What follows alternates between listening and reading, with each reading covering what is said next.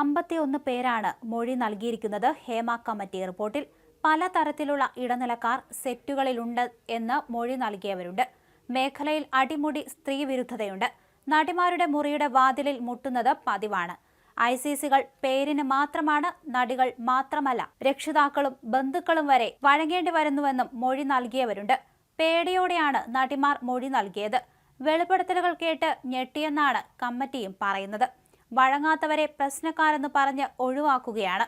പരാതിപ്പെട്ടാൽ പ്രത്യാഘാതം ഗുരുതരമായിരിക്കും.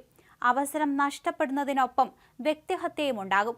പരാതി പറഞ്ഞാൽ കുടുംബക്കാരെയും ഭീഷണിപ്പെടുത്തും. നായികമാർ ഒഴികെയുള്ളവർക്ക് കാരവാൻ ഇല്ല. സിനിമയിൽ പുറമേയുള്ള തിളക്കം മാത്രമേയുള്ളൂ.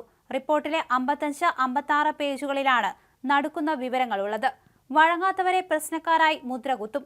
വഴങ്ങാത്തവർക്ക് ശിക്ഷയായി രംഗങ്ങൾ ആവർത്തിച്ചെടുക്കും. അതുപോലെ ആലിംഗന രംഗം 17 വട്ടം വരെ എടുപ്പിച്ചു. പ്രൊഡക്ഷൻ കൺട്രോളർ വരെ ചൂഷകരാകുന്നു. രാത്രികാലങ്ങളിൽ വന്ന് മുറികളിൽ മുട്ടി വിളിക്കും. വാതിൽ തുറന്നില്ലെങ്കിൽ ശക്തമായി ഇടിക്കും. സെറ്റിൽ ശുചിമുറി ഉൾപ്പെടെയുള്ള സൗകര്യമില്ലാത്തതിനാൽ വെള്ളം പോലും കുടിക്കാതെ പിടിച്ചു നിൽക്കും. പരാതി പറഞ്ഞാൽ കുടുംബത്തെ വരെ ഇല്ലാതാക്കുമെന്ന് ഭീഷണിയുണ്ട്. സിനിമയിൽ കാസ്റ്റ് ചെയ്തിട്ടും വഴങ്ങിയില്ലെങ്കിൽ റിപ്പീറ്റ് ഷോട്ടുകൾ നൽകും. 17 തവണ വരെ ഇത്തരത്തിൽ റിപ്പീറ്റ് ഷോട്ടുകൾ എടുത്ത് ബുദ്ധിമുട്ടിച്ചു. ചൂഷണത്തിന് ശ്രമിച്ചയാളുടെ ഭാര്യയായി അഭിനയിക്കേണ്ടി വന്നു.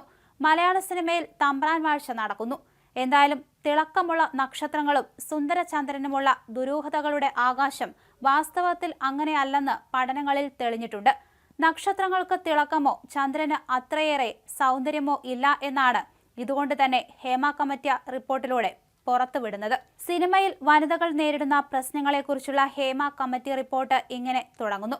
സിനിമാ മേഖലയിൽ കാസ്റ്റിംഗ് കൗച്ച് യാഥാർത്ഥ്യമാണ്.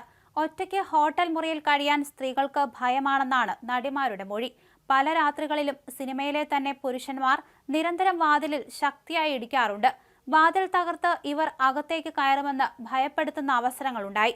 ഇതിനാൽ മാതാപിതാക്കൾക്കൊപ്പമാണ് മിക്കവരും ഷൂട്ടിങ്ങിനെത്തുന്നത്. പല നടിമാരും നൽകിയ മൊഴി അനുസരിച്ച് IPC പോഷ് നിയമങ്ങൾ അനുസരിച്ച് കേസെടുക്കേണ്ട പല സംഭവങ്ങളുണ്ടായി. എന്നാൽ സിനിമയിൽ നിന്ന് ഒഴിവാക്കപ്പെടുമെന്ന ഭീതിയിൽ പലരും നിശബ്ദത പാലിക്കുന്നു. നടന്മാരോട് ഇതേക്കുറിച്ച് കമ്മിറ്റി ചോദിച്ചപ്പോൾ ഇങ്ങനെ കേസിന് പോയാൽ ഉണ്ടാകാവുന്ന പ്രത്യാഘാതങ്ങൾ എന്താണെന്ന് അറിയാമെന്നായിരുന്നു മറുപടി.